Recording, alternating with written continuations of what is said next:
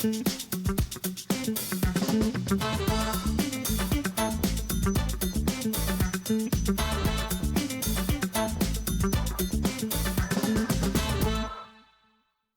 is Talent Matters, episode 43, and I'm delighted to be joined by I'm not going to say it.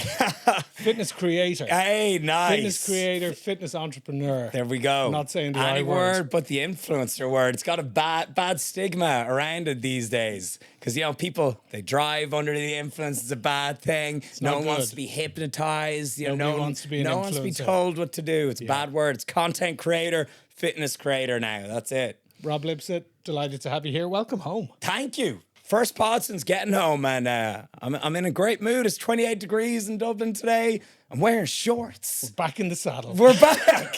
No, so thank you so much for having me on. Studio is so beautiful as well, great. And so I'm pumped. We got to give a shout out D2 Podcast Studio, the guys. I might be in with you guys for a little bit now as well. You won't get rid of me now. Mates rates. Mates rates. Please. Yeah.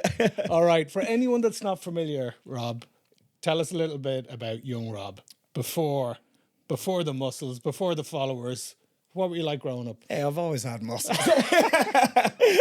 So, young Rob, starting off, and I actually like when people ask me this because it allows me to give my story in chronological order and explain it better, because there comes a point where I don't know what I'm doing and I'm doing this, I'm doing that. Young Rob, I'm going to school. I played rugby. I love that. Always had a laugh in class, but I was bottom of the year academically. I was always the class clown. And I got to about 6th year, did the Leaving Cert, but I was still just very concentrated on rugby and going out and having fun and everything. Scraped by the Leaving Cert, just about got into college, got into DIT, failed first year, had to repeat the year, failed second year, first year twice. Yeah, at least you're consistent. Exactly, yeah. And I'm like, all right, nice. And the only thing in my life that I could be good at and that I actually saw a bit of progress at was fitness. So typical meathead jock. Okay. And it got to, failing for a second year again, failed my first year twice.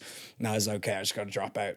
And so all I cared about was going to the gym. All I cared about was fitness, training, nutrition. All I could be interested in. And on the side, I was studying to be a personal trainer. Mm-hmm. And I passed with flying colors my personal trainer exam. And I was like, okay, maybe I found something I'm good at. And so I was working a lot of odd jobs here and there. We're at about age 20 now. Mm-hmm. I was working retail. I had an office job in Sandyford for a startup company.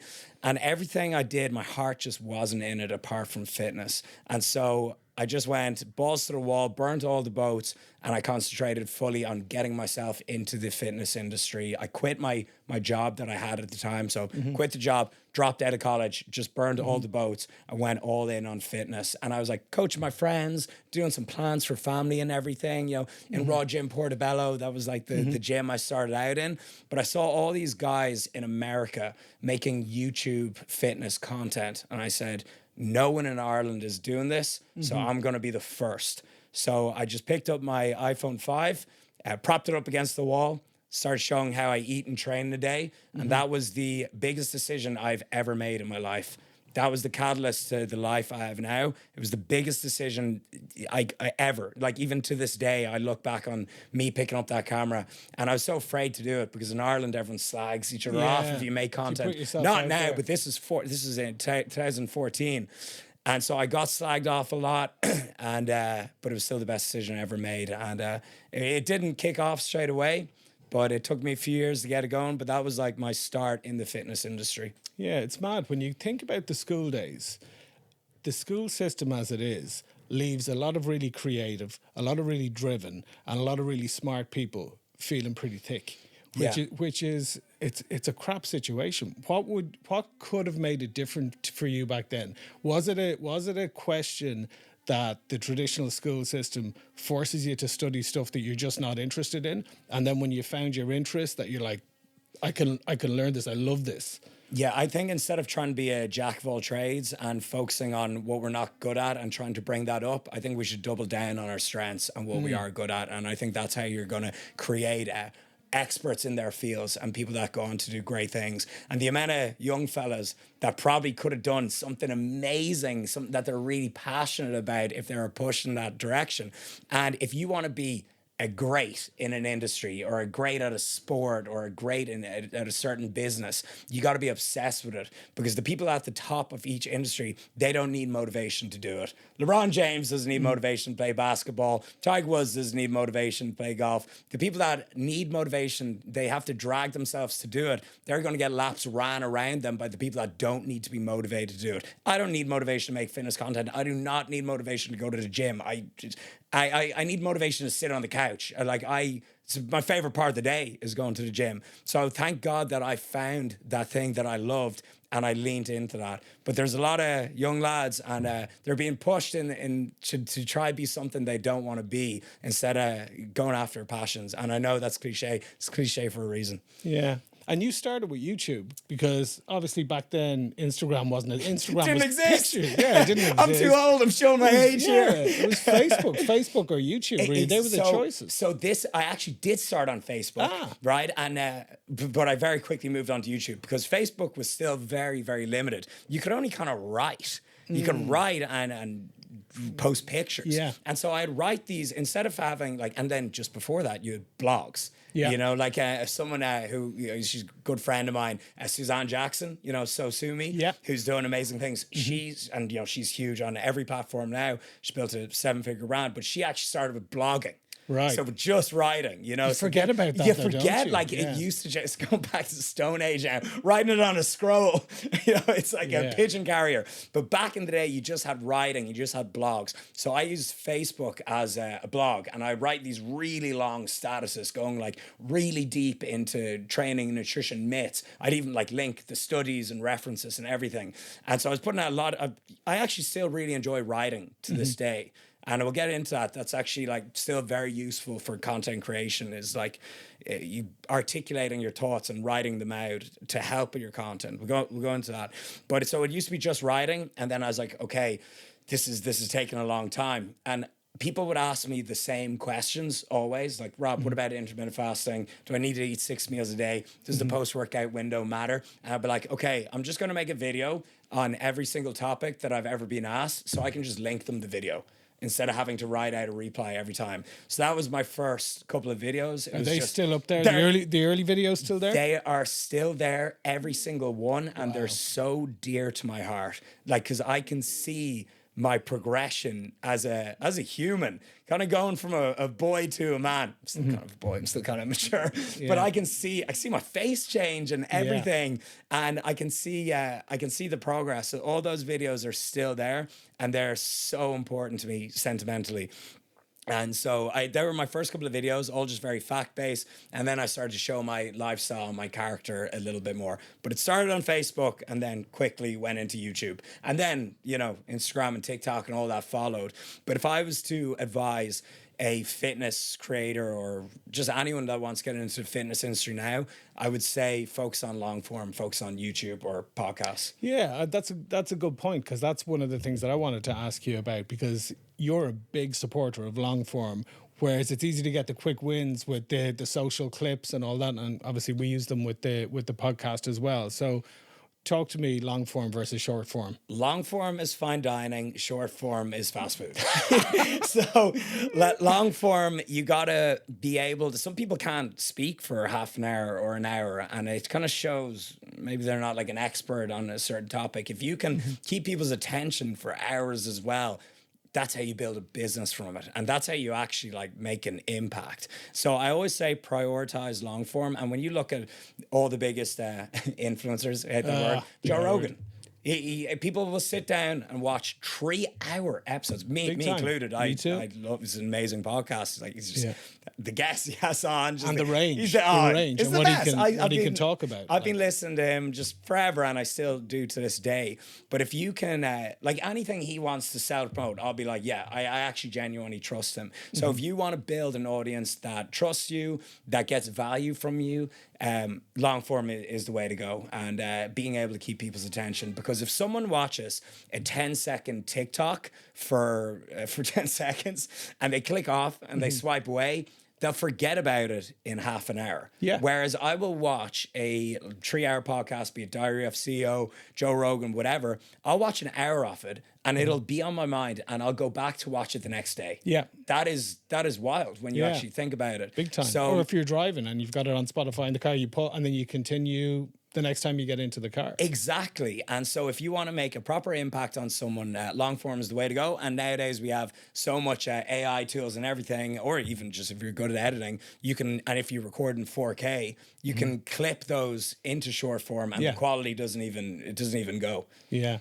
No, it's an interesting one because I think there's the temptation for people, whether they're using social and digital to promote their business, whatever business they're in, it's a lot easier to get traction and likes on short form, but you don't get the engagement that you get with long form. And you don't get the sales. Yeah. I'm telling you, as someone who has built a business from social media, if I'm running a challenge or I'm doing a new client intake or I'm launching a new program, one, I use links to see where the traffic is coming from, or if I just look at the spikes, and the big spikes are always from when I post a YouTube video, and I'll put the program or the offer at the beginning of the YouTube video, and I'll explain it, and then get into the vlog. And that's just the best way to get customers. Like your customers, your diehard audience, they're watching your long form vids. Yeah. And a lot of people would say it's harder to grow YouTube, to grow subscribers on YouTube than it is to grow on Instagram. So you've got over 1 million followers between the two platforms. Yeah. More on Instagram now than 600 and something on Instagram, 500 odd on YouTube. Exactly. Yeah. About that. And I will tell you. Do you agree? Is it harder to grow YouTube than Instagram? Infinitely harder. Okay. It's I'm not exaggerating. Why here. is that when we're the same people, but we're less likely to subscribe, but more likely to follow? Okay, I'll explain. So first of all, it's the hardest thing I've ever done in my life. It's harder than any business. It has taken the most time, the most focus, the most money the amount I've spent on camera equipment and videographers and studios. It is it is the hardest business I've ever built. It is, but I love it. Okay. Like I find it so rewarding. Like I'm so proud to say I'm an Irish YouTuber. Like that. I have that in my bio on Instagram. That's the first thing in my bio because I've built the best audience ever. It's made my life what it is. It's built all of my businesses. I always say, I run a few different programs and businesses and events and everything. If I just want them all too well, I just focus on putting more effort into YouTube, and that feeds everything. It is the most powerful social media app. No one ever comes up to me in the gym and goes, "Hey Rob, I like your Instagram pics." Everyone goes, "Rob, I love your videos. I love your YouTube vlogs. Hey, I just watched this one on men's fertility, and now I've got my wife pregnant because of that video." What? That is the most impactful thing ever. That actually makes me want to tear up. I swear to God. So YouTube is just number one, and I'm very, very proud of it.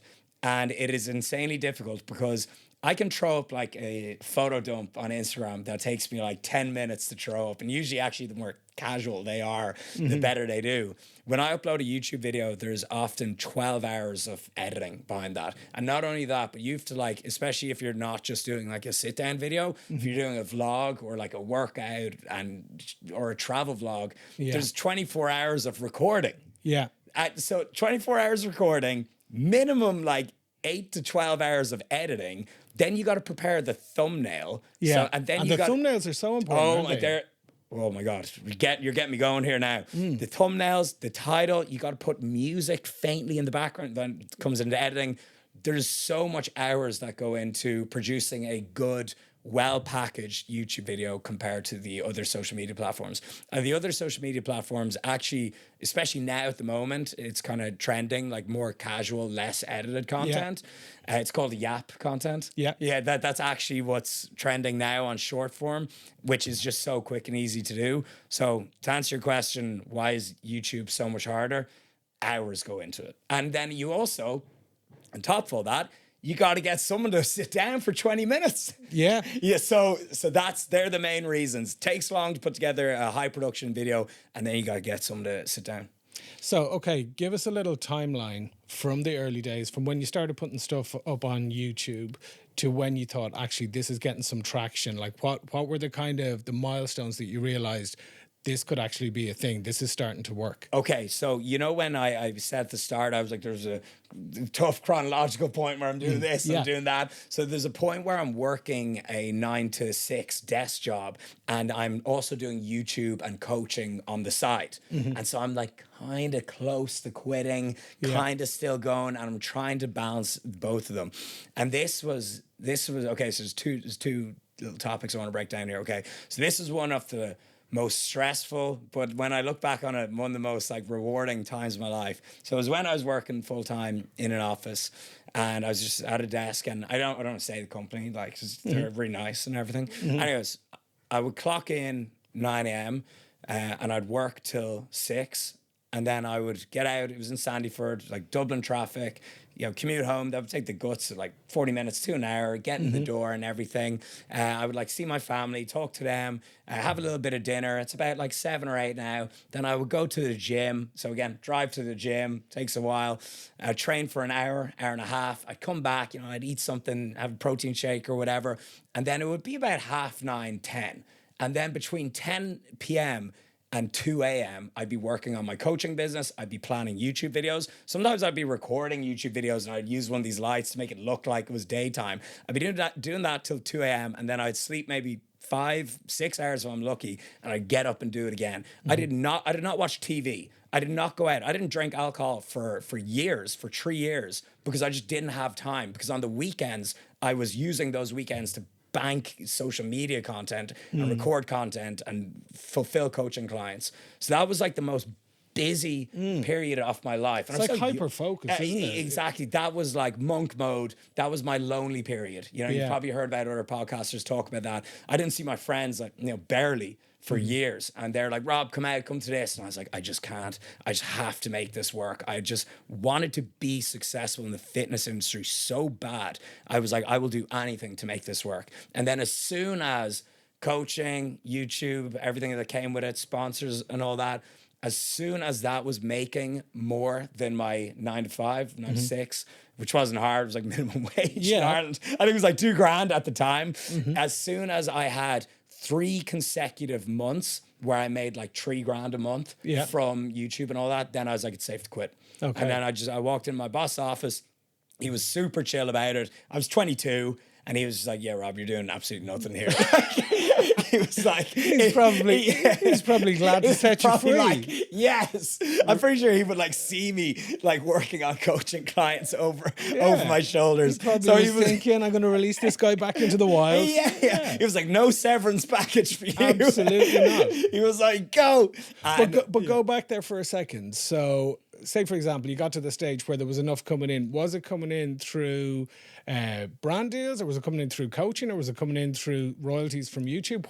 Coaching was the main thing there. Okay. Even to this day, like that's my main source of income. Now brand deals are getting quite big, but at the start, you're not getting any brand deals unless you've got a big audience. So at the time, it was definitely coaching was the main thing. How long did it take to build the audience? Like when you go back to those early days, was it easier to grow subscribers on YouTube back then, or did it move quickly, or was it painful and slow? Like what was the pace? It was definitely a little bit easier. And so being the only Irish YouTube guy was I got a little bit of hate for it, but it was also, I got a lot of love for it. And it kind of helped me get word of mouth out there. Like everyone would be like, oh, who's this young fella, in raw gym and going to Lidl, making videos. So it actually did help. And I remember my first couple of videos, like, got a few thousand views, which is pretty good for just starting out. So it grew quick enough. And I think so I started in 2014, and I think by 2016, I was like doing well. Yeah. I was doing well. So it took me, maybe about between 1 to 2 years.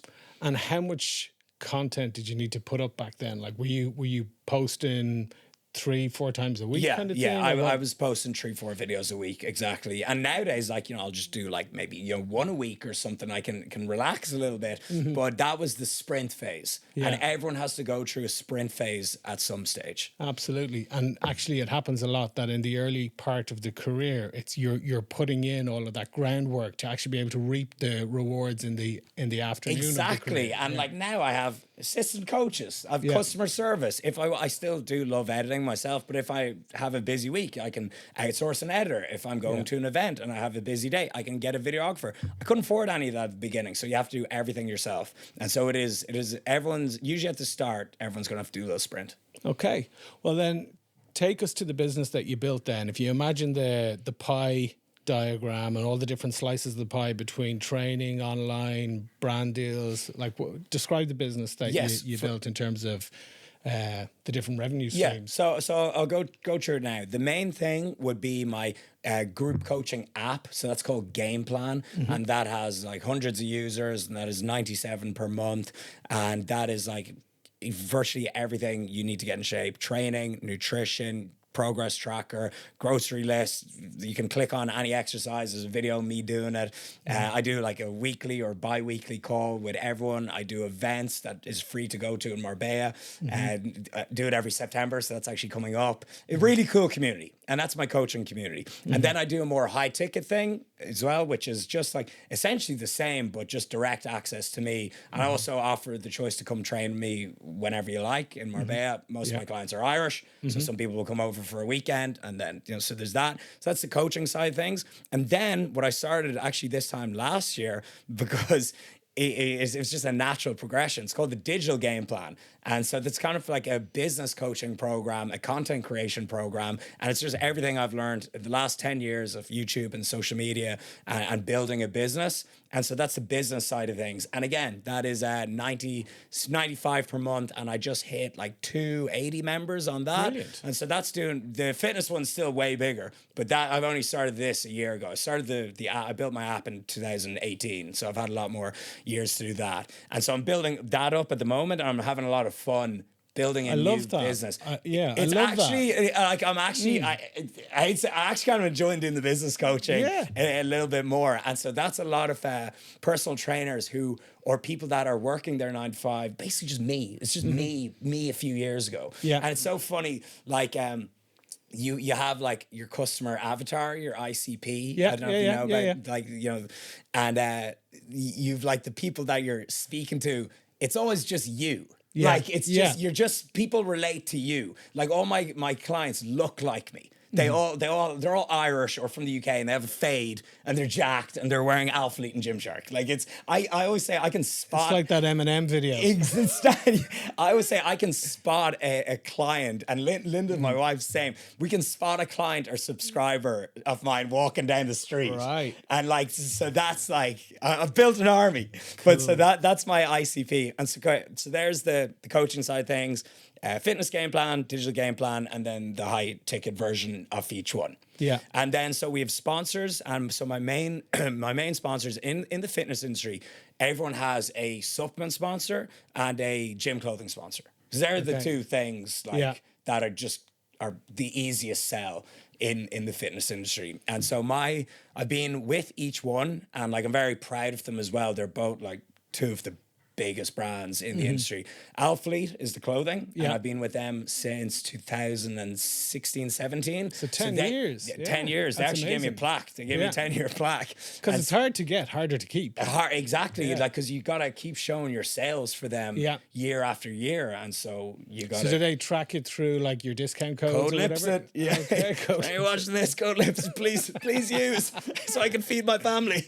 And so they track it. But at this stage, like the CEO was at my wedding, we're like best friends and everything. They're an amazing brand. And again, and who's the supplement? Is Ghost. Okay. And so they're one of the biggest brands in America. They're huge in EU as well. And they just sold a portion of their company to Dr. Pepper for $1 billion. Wow. $1 billion. So they're $1 billion brand. So I'm like, give me a pay raise. and then they've got Ghost Energy, which is an energy drink as well. Yeah. And they're actually launching in Ireland this year. So I'm going to be like the face of that. And so I've been with them since 2018. I'm actually going to London with them on Sunday, just for like 24 hours to like a festival they're sponsoring. So they're my two main ones, and I'm very close with them. I wouldn't even call them sponsorships. I'd call them like I'm a partner in the company. Like they ask me for feedback on upcoming products that they're launching. So they're like family to me, and both the owners of those brands we're all like a little crew. Yeah. And it's great. So there, I'm so lucky to be really in with them.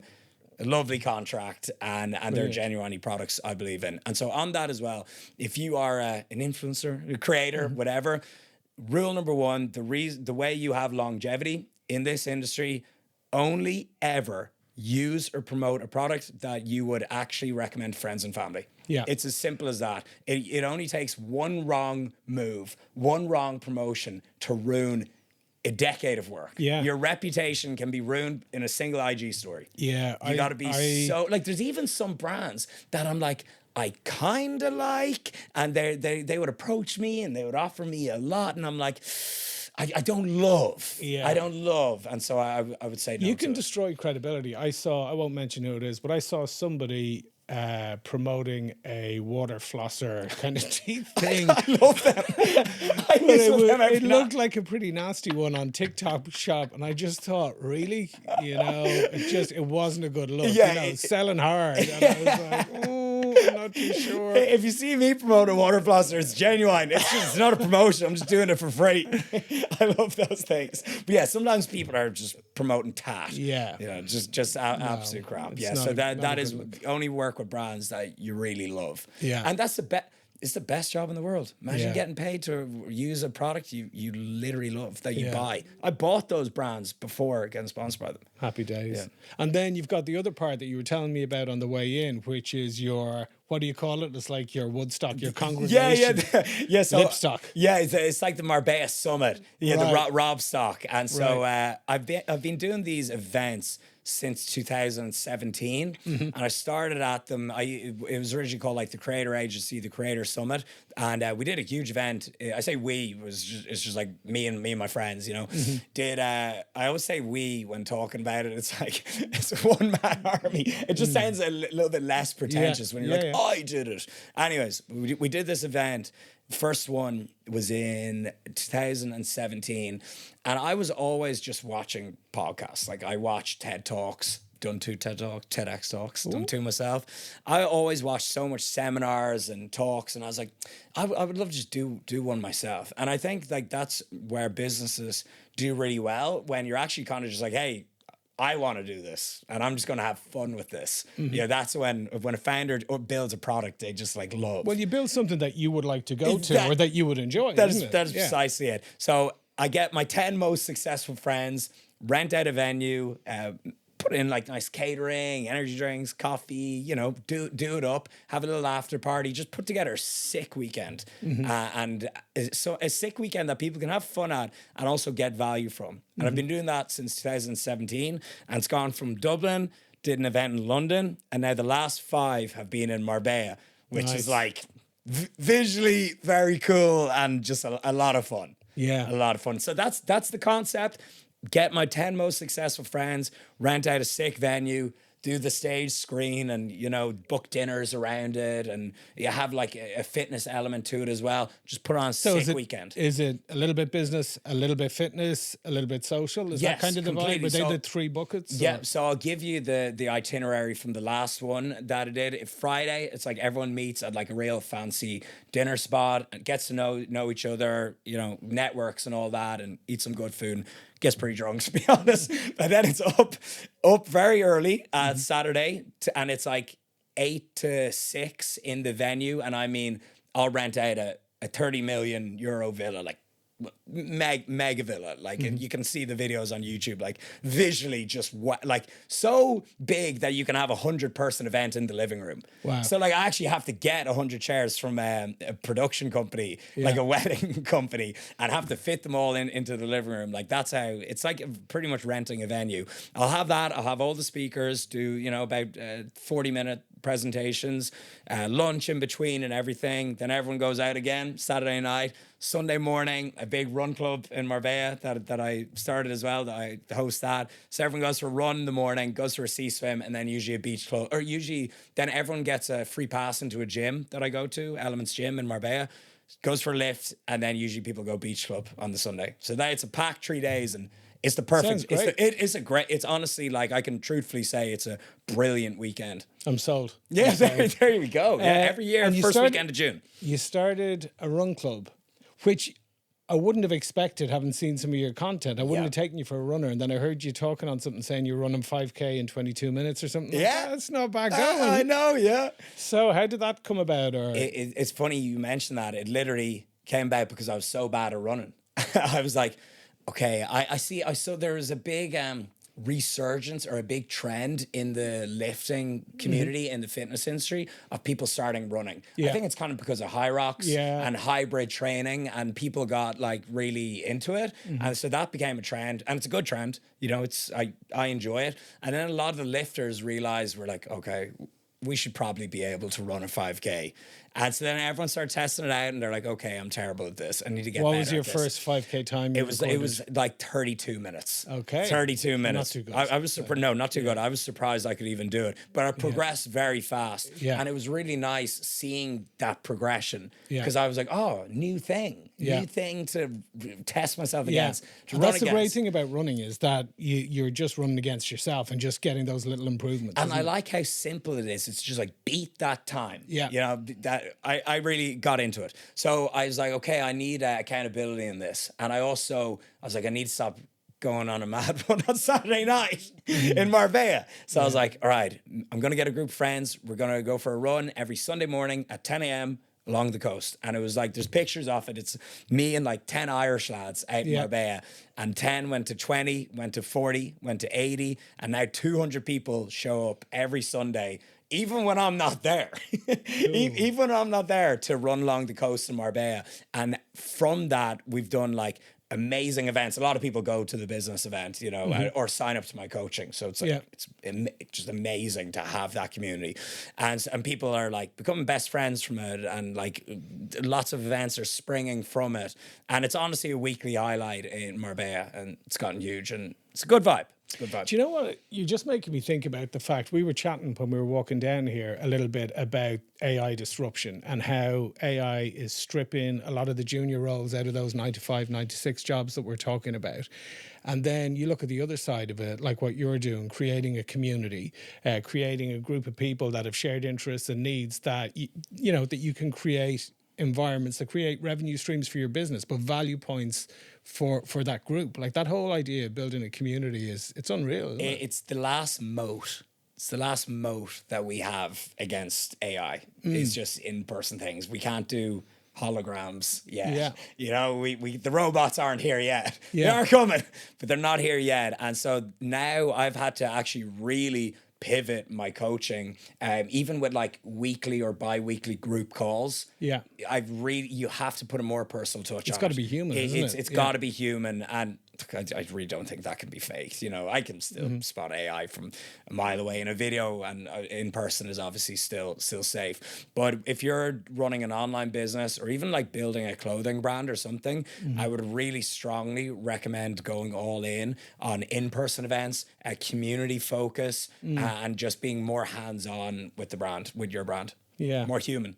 Tell us a bit about the move, because you went Dublin, London, Marbella. Tell us a little bit about that and the projects you took on. Yeah, for sure. So the year in London, that was just for fun. I think a lot of people in Ireland, and I think they should just do a year in London, because it's our closest big city, and we have that common territory agreement. You can just go there, and like there's a big Irish community there, and it's just fun. I remember I went there and I was like, yes, this would be great for business connections and everything. Just went out loads. It was just a whole lot of fun. And that was actually during, it was like COVID, like peak COVID. It was for 2020. Right. And but it was still kind of fun. Yeah. it was still kind of fun. I think everyone secretly loved COVID. Like everyone's going down to the park and everything. But it was a weird year in general. So that was my 1 year in London. And actually this is one of the reasons how I ended up in Marbella. So it came to the end of 2020, and my lease was up on January 1st exactly. And I was London was still pretty locked down in 2021. Ireland were still curtain twitchers. everyone ratting each other out and everything. I was like, I'm not going back there. I was like, the gyms are closed. I can't even make content. I was like, so not staying in London. I'm not going back to Ireland. Where do I know in Europe, or where can I go to? Where am I kind of familiar with? And where are the gyms open? And people are like, Rob, you're such a meathead, letting the gyms dictate where I go. And I was like, do you know who you're speaking to? It's your business. Yeah, though, no, isn't for real. business. It actually is. And for the brain and everything, I need the gym. So I was like, okay, I'll go to Marbella. And I've always gone to Marbella since I was like 15. And I would always go there and just kind of treat it like Ibiza or Magaluf, like just as a party place. And I went there, and it was the perfect amount of lockdown. The gyms were open, but all the nightclubs and everything were closed. And so me and Linda, we went there, we got an Airbnb for like 2 months. And I was like, I had the best 2 months of business productivity. Just I felt so healthy there because we weren't going out. The gyms in Marbella, they're just amazing. They're all outdoors. And they're the biggest per square meter, the biggest gyms in Europe. I mean, the fitness scene in Marbella it's like Miami, wherever there's like, you know, a lot of money and glam and everything, there's a big leisure industry too. So the gyms in Marbella are the best in the world, I'm convinced. So we went there and we were really fresh, productive, didn't go out at all. And I was like, oh, okay, you can live a nice life here. And then so that was it. And then I bought a villa there, the like oldest villa on the block. And I kind of was like, it was so tough getting the mortgage and everything. I had to do a 50% down payment because they're like, you're a foreigner and you got a weird job. You're a foreigner YouTuber. You're giving us 50%. Yeah. And I was like, so yeah, I flew back to Ireland, had to go into AIB, had to like sign to say I'm not being held at gunpoint. Yeah. They're like blink twice. And then I wired it over, and then I was like, I got this villa, and I was like, okay, now I got to figure out how to renovate this thing. But you know what? You say it's a villa in Marbella, but when you look at Dublin prices, you still get better. Back in those days, you still get a bit better value than you'd get here for the same kind of money. I love Dublin. I really do. Like every time I come back and I walk around the streets, the people, I really am a patriot. Like I actually do love it. Same. The only thing about the whole problem with the whole country, the only thing I can actually think of is the price of not only buying a place but rent. Yeah, you just feel you're getting rent ripped off. Yeah. Like even it's like cheaper to get somewhere in London, I think per square meter actually is. And it's like, okay, London, you're getting like a major city. Yeah. With Dublin, as much as I love it, you're just not getting much bang for your buck. So you feel like you're getting ripped off. So that's why I got an insane deal in this place in Marbella. I won't go into exact numbers, but like detached villa with a swimming pool was cheaper than buying an apartment in Dublin. And it's in like an amazing area. It's near like you can walk to Port Venus, like it's in great, it's not in a random area in Marbella. But that's kind of become part of the business as well, isn't it? Completely. And so again, with my high ticket and everything, having that, it's part of the brand. Yeah. Like people can come over to the villa and everything. We'll make some pre-workout. We'll go hit the gym, have a barbecue, even for like all the speakers at the event. We'll have barbecue in mine after the event. It's definitely, I utilize it as much as possible. And right you did a lot of the work yourself, did you? Yeah, well, you know, we had builders, but I called in there every day because I got obsessed with it. Yeah. It honestly, like, it took like 2 years. No, well, it took 6 months till we could move in, but then like I only built the gym last year and everything. But I'm like, I was hyper focused on it, and I really loved it. Like if I'm not in the fitness industry, I would love to be in the property industry. Yeah. But it's amazing. And right now it's rented out fully for the month of August. Paying for itself? And a bit? And a bit more. So I'm like, good feeling. Yeah. I'm like, I don't want to move back in. I might take it. But that's the best feeling in the world. And now I understand how people can get addicted to property. You know, they'll rent it out and they'll finally start seeing like the return on their investment. It's a good feeling. That's it. That's true. If you can add value, like if you can get something in a good location that needs a bit of love, needs a bit of work, put your own stamp on it and add value. That's the tricky part. It's like hitting a bullseye on it. It's not a guarantee thing. And also, what helped me a lot was my personal brand, social media. One, we got sent a lot of like furniture and products and everything. Lovely. And I will tell you this: my builders, they knew I was uploading daily content on it. They like abandoned their other projects. because they knew that, and like those videos were like getting so much views and everything. They knew they were being watched So it's from good for everyone in them as Marbella well. and Yeah. in Dublin. So my advice, if you're renovating, document it and tag your builders. They will work twice as hard. So what have been the tougher parts then? Because it sounds like when you tell the story, it's almost like everything you touch has turned to gold. But like, there's got to have been tougher times. What have been the shitty moments? That's why I try to. The best way to increase your luck is to actually tell yourself you're lucky. That's actually a fact. So I always try to tell myself like, hey, it'll be grand and going through life. But there's a lot of times where, especially at the beginning, where I'm like, I'm gonna have to go back to the office. Like, this isn't gonna work. Like, and even when I made that massive down payment on the villa, and then I had like a bad month of business for like 2 months afterwards, I was like, I felt more broke than ever. I was like, I was freaking out. I had bad anxiety, and I was like, is this going to pay off? It's a big risk. Yeah. I'm telling you, and like, you see your bank account dip way back down, and you start to doubt yourself and everything. And when you're self-employed, when you're an entrepreneur, it's all on you. And even now I got a wife and a baby, I'm like, pressure's on. I got to really be careful of every single step. So there's a lot of, not only days, there's like months where a lot of self-doubt creeps in, and you're like, whoa, you've gotten yourself in quite deep, and it's only you can mess this up, and only you can pull this off. But like you said, you burned the boat, so it's march on, or always works out. Yeah. And congratulations, you got a little girl. She's just passed her first birthday. Exactly, yeah. And so it was June 28th, and so last summer we were back in Dublin all summer, and so right now we're kind of like reminiscing on last summer, and we're back again, and she's exactly 1 year, and she's just fantastic. And I truly do mean, it's kind of like goes without saying, it's the best thing that'll ever happen to you. And even from like a gym motivation point of view, like that makes me disciplined, makes me motivated, because every time I'm like, I got a little girl to look after. I got to give her the best life ever. So it's been the ultimate self-development track. How has being a dad changed you, do you think? It's definitely made me stop messing around, like stop going on mad nights out, and you just can't. You literally just can't. It's made me say no to more things, and it's funny, right? People say they have less time when they become a parent, or they're always busy.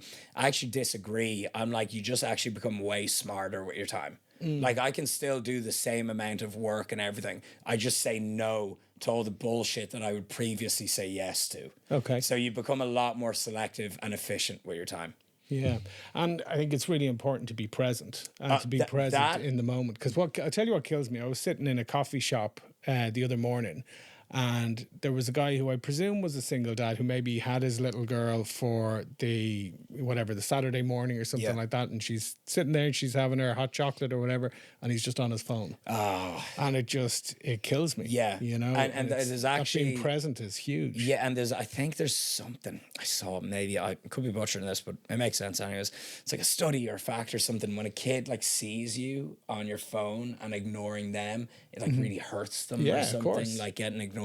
So that is something that's made me much better at as well. Just putting the phone down, and it's made me so much more patient. I'm usually a very impatient person. I'm always like, we got to get this done quick. We got to go now. And she has put some patience on me. Lovely. Talk to me a little bit about your idea of two things. First of all, your idea of success and what success means to you. And then the second part is legacy. What do you want to leave behind in terms of legacy? Success means to me, it kind of ties in perfectly talking about my daughter. Just on a Tuesday, 9, 10 a.m., being able to take my time with her, just kind of look at her, play around with her, make myself a coffee, make multiple coffees, some variations, have a slow morning with my daughter.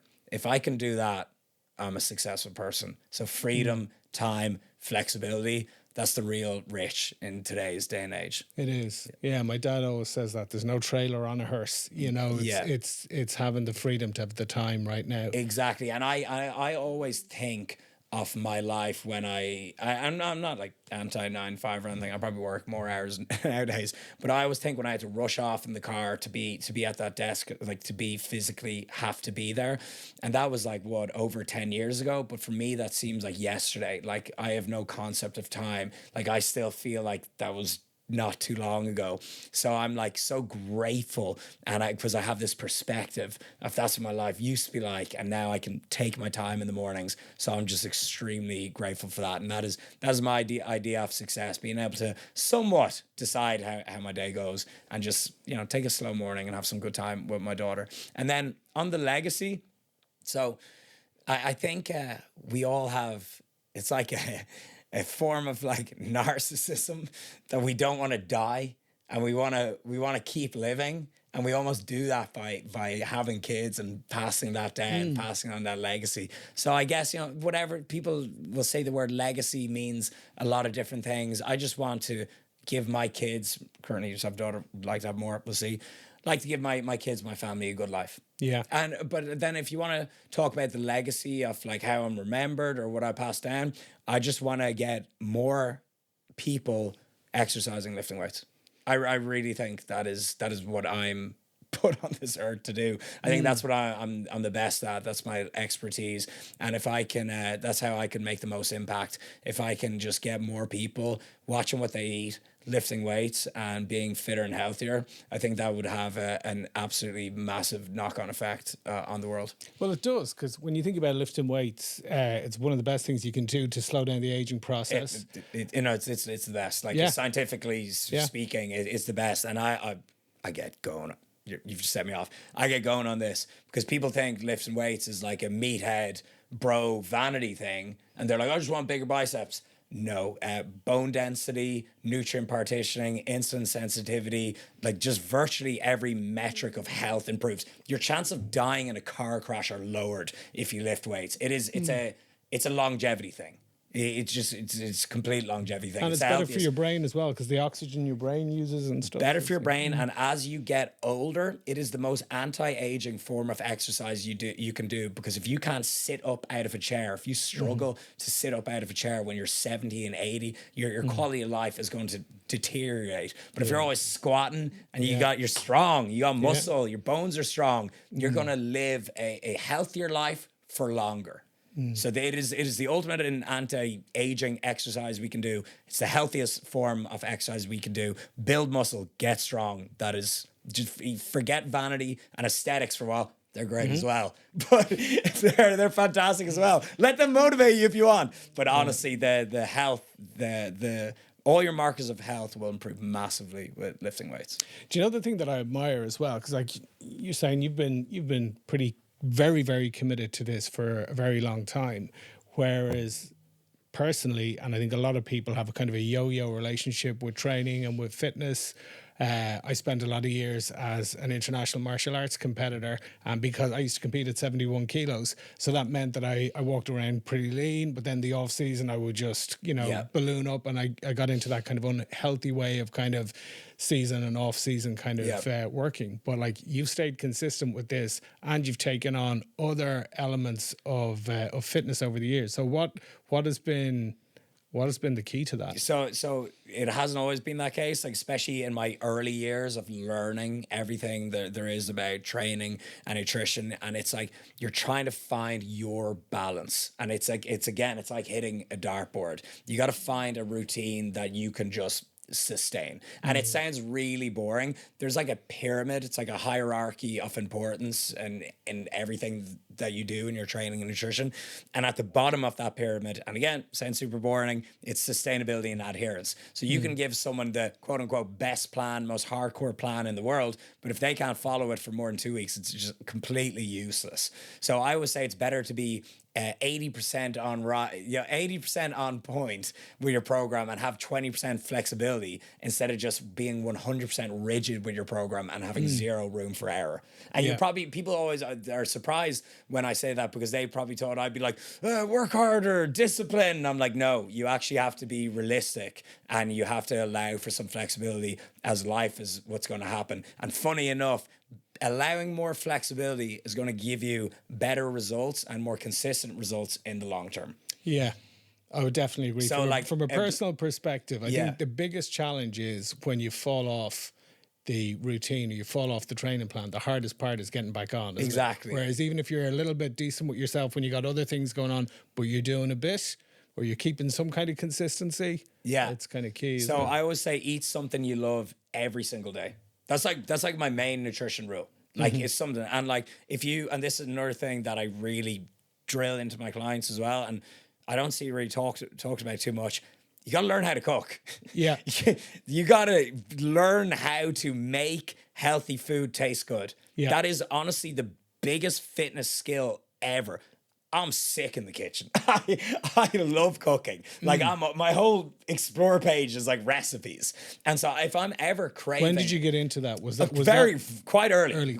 Early. Always been really into cooking. I think it goes hand in hand with like, going to the gym and learning about all that. But a lot of people they kind of like they'll just eat bland food and they wonder why they get sick of their diet and they have exactly these what I did. binge episodes. Learn how to cook, and like I can make a healthy version of anything I'm craving. If I want pancakes, a burger, or whatever it is, like I can make that. A wrap, love wraps. Like I can make a version that fits into my daily calories, my daily macros every single day. So I'm always like, Rob, what am I craving today? And I can just make it. I can just make it. Another good mindset that really helped me stop, like I've had binge eating episodes, everyone has. It really helped me stop overeating. Is like I always say, I can just eat it tomorrow. Just eat it tomorrow. Like, let's say you're finished, like you've ate enough calories for the day and you're craving something like a burger or whatever. Yeah. And it's like 6 p.m. and you're like, oh, you're dying to eat. And I'm like, I'll just make it tomorrow. It's like the food isn't going anywhere. Yeah. Like this craving, you can scratch that itch tomorrow. Yeah. So that's something that helped me a lot, because really at the end of the day, gaining fat is you're just eating too much calories. Like that's it. And so if you're craving something and you're like, I really want this, I would say just eat it tomorrow. Do you go kind of old school calories in versus calories out, or are you kind of anti-carbs, or a little bit of balance? No. Calories are they're again very close to the bottom of the pyramid. That is going to determine if you lose weight, gain weight, or maintain. Anyone that says the opposite is a complete idiot, and literally it's like denying gravity. It's literally it's called the law of thermodynamics. Like it's undeniable, and anyone that says calories don't matter it's a unit of energy. They're like saying like the temperature doesn't exist. Like it's literally like saying the Celsius and Fahrenheit doesn't exist. Like a calorie is a measure of energy. So calorie deficit is the only way to lose weight. And then, so that's like the foundation of it. And then that's split into your macros, which is protein, carbohydrates, and fat. And then that is, of course, what makes up the actual food we see. And so I am a big part of, I wrote a book as well. A big part of the book I wrote is on flexible dieting. And so it goes kind of into that, the 80-20 rule that I mentioned there. And so I don't think any food should be off limits. Yeah. Like there's no food that is actively bad for us. It's all about the diet as a whole. Yeah. Like if you drink a beer or eat a Mars bar and it's a tiny percentage of your diet, will that have an immeasurable impact on your overall health? No.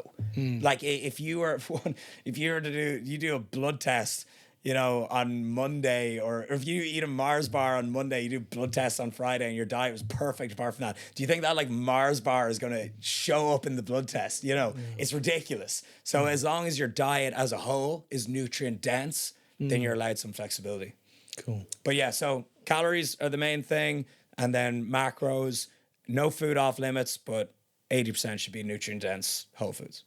And there's some talk about like disordered eating. Yes. In the fitness industry. Like, do you see much of that? Huge. That's why I'm saying this. It is like absolutely massive. And another one is orthorexia.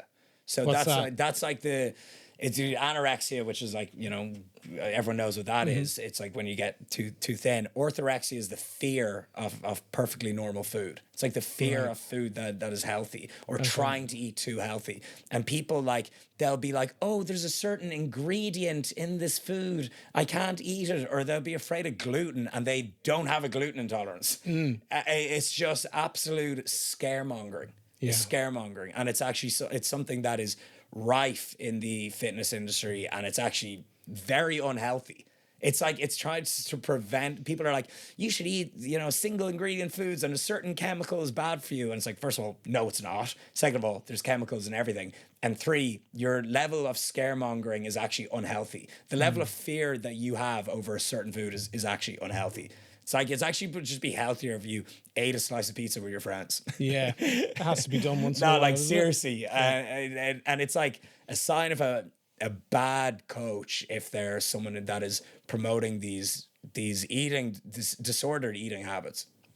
What other, like if you take health and fitness, obviously gym is huge for you. You got into the running club side of things. You did some bodybuilding stuff. Yeah. What other boxes have you not ticked? Like you mentioned, you listen to Joe Rogan. Are you going to try some jiu-jitsu? Or are you going to, what other bits do you want to try your hand at? So I did a half marathon last year. Got 1 hour 40.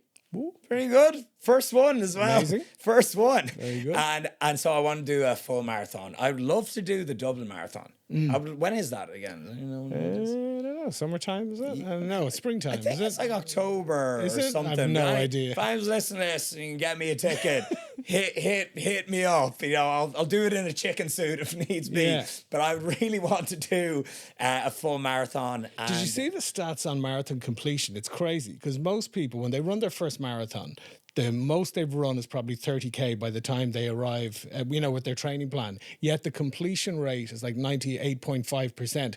So actually, if you make it to the starting line of a marathon, you're like 98.5% ready to likely to complete it, even though you've never run that distance before. I'm going to be completely honest with you. When I ran that half marathon, that was the longest I ever ran in my life. Right. I swear to God, I was just doing... I would do the 5K run club every Sunday, and I would do like a 10K, or I think the most was 12K midweek. That was it. That was my training. Yeah. I just showed up and smoked it. Yeah. So I could definitely train a little bit better for it as well. And it's funny, isn't it? Because I did a 5K there recently, because I only just got back into running recently, and I was like, okay, I knew the pace that I broadly wanted to run at, but then there's that whole thing when you got the endorphins and you're kind of running with a crowd, and you're looking at your time, you're going, I'm going a little bit fast, I'm going to smoke myself here, I'm going, a little bit too fast. And you realize that actually, I don't know what it is, but the kind of the group brings you along, doesn't it? And just picking people off as you go. Yeah, the endorphins, the adrenaline. Yeah. And I remember there was I did it in LA in not Santa Barbara. It was like Laguna Beach Marathon or something. It was amazing, the views and everything. And I was chatting to people with me as well, like real successful people, interesting people. And so it was actually one of the best like fitness events I've ever done. Like a half marathon. I loved it. So I definitely think that the whole actual experience helps. Yeah. And anything else on the bucket list aside from that? Combat sports would be the ultimate. That would get a lot of views, but it's not something that I just need to start calling people out. Exactly. Just call out Jake Paul or something like that. That'll get some good views. Okay. What else? What do you want to talk about that we haven't talked about? Is there anything coming up for you that you want to mention? Let me see. So we've talked about business, content creation, family life, Marbella, the events, and also what I'm glad you asked me about is actually like health and nutrition, because that's actually what I'm an expert in. Like I'm still trying to figure out being a father and everything. Yeah. And a lot of people, they'll actually just ask me straight about like business and YouTube and everything. That's like the first thing people ask. But I'm actually like, I'm a coach first and a trainer first. So I'm glad you asked me about that at the end. But I'm pretty sure everything's covered. Yeah, and the funny thing is, even when we came in here, what I liked is the fact, okay, people might know you as a fitness creator or a fitness entrepreneur, but actually you forget that you're an entrepreneur and that you understand, a balance sheet, or you understand, you're talking to the guys here about the setup, the rig, the cameras and stuff like that. So I think people can sometimes forget that there's the business side as well. Exactly, yeah. It's good to be all rounded. But look, I just want to say thank you so much for coming in. Welcome home. Yeah. And we'll add some of your stuff to the show notes. And really enjoyed that. Brilliant. Smashed it. See you next time. Unreal. Thanks, guys.